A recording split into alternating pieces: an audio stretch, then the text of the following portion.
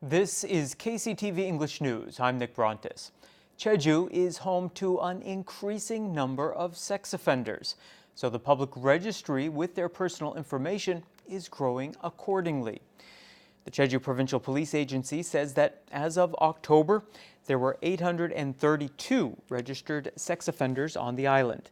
367 were in districts run by the Jeju Dongbu Police Station.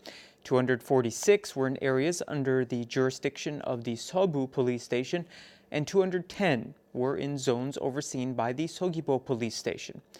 The police have given the responsibility to manage the island's sex offenders to the officers in charge of women's and youth issues. They regularly update information about the offenders' locations.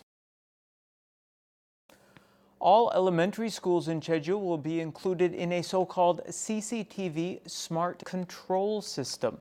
The 1,100 surveillance cameras installed in the schools and at their playgrounds will run 24/7, and all information they capture will be routed to the CCTV control center.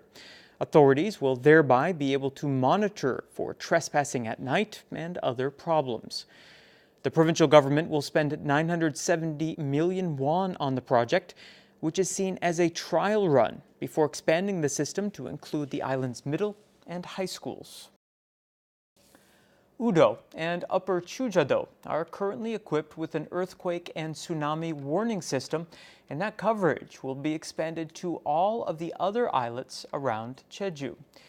The provincial government will spend 240 million won to install the system on Lower Chujado, Biangdo, Marado, and Gapado.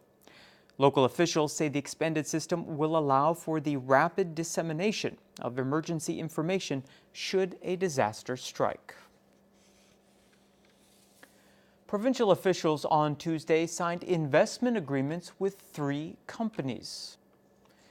According to the agreement, the ITM Yuhihwa architectural firm and the software development company Mgram will relocate to Jeju from the capital area in 2020 and 2021, respectively. Officials say the moves will create 150 local jobs. The other company is a meat processor and packager. Daehan Meat Distribution plans to build an eco-friendly plant in Jeju next year and hire 20 people. The provincial government has invested in more snow removal equipment as part of preparations for this winter.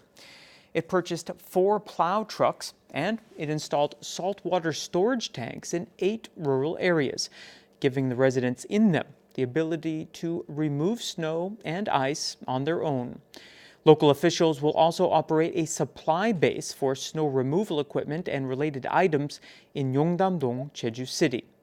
Finally, the province is trialing a system of high-pressure saltwater solution sprayers along the side of the airport road to prevent it from freezing over.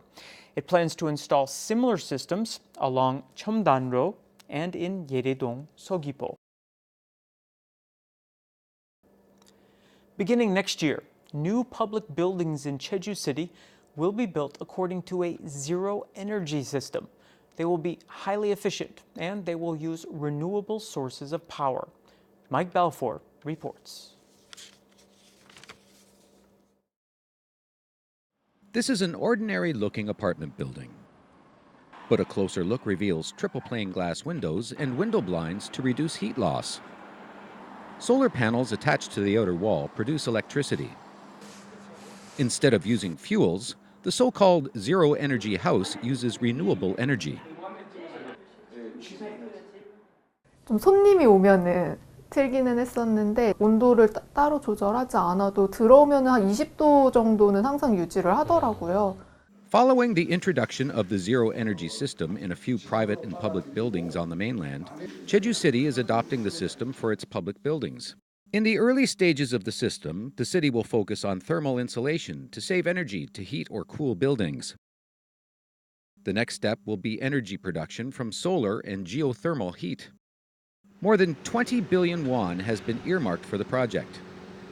Designs for 52 structures that will be newly built, expanded, or renovated next year include community centers, silver halls, and village halls. 비용 절약은 물론이고 에너지 절감, 그 에너지의 효율성도 아주 극대화하는 그런 사업이 되겠습니다.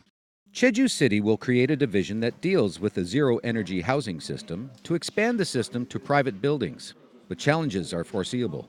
The construction cost of a zero-energy house is 10 to 30% higher than an ordinary house. 자재도 비싸고 또 좋은 건축사분, 좋은 기술사, 그다음에 시공자분들의 어떤 역량이 만들어질 때까지는 약간의 시행착오도 있을 수 있습니다. 하지만 또 이론적으로 인력 양성까지 같이 병행된다면 그런 상승률은 점차 줄어들 수 있을 거라고 보고 있고요. Jeju City is planning to subsidize property owners to encourage them to build energy-efficient houses. To provide the subsidy, related ordinances need to be amended and budgeting is required. Jeju City and the Jeju provincial government have not yet had consultations about the proposed zero-energy project. Mike Balfour, KCTV.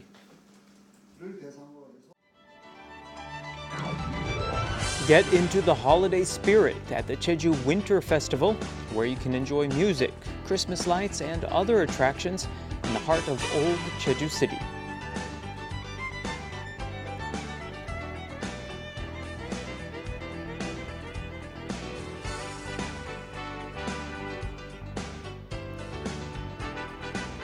Podo Gallery, in its beautiful natural setting, is exhibiting a collection of landscapes painted on wood.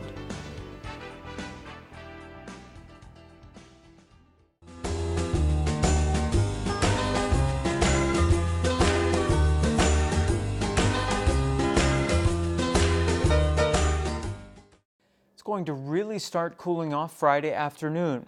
There's a 60% chance of rain or even a little snow. For the details, here's your forecast. Morning low in Jeju City will be 5 and the afternoon high 6.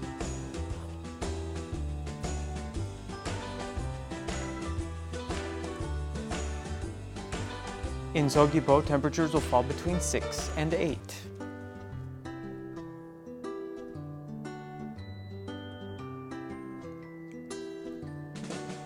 In Seongsan, the low before lunch will be 5 and the high later on 6 degrees.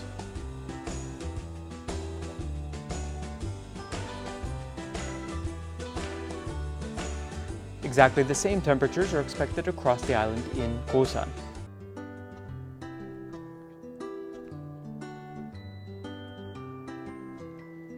And the morning low at higher elevations like Songpanak will be -1 and the afternoon high -2 degrees.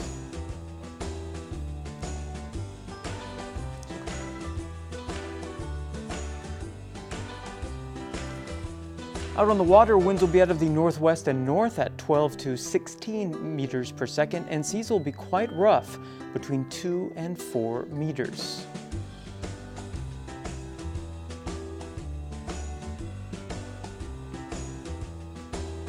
And here's what's in store for us over the next few days.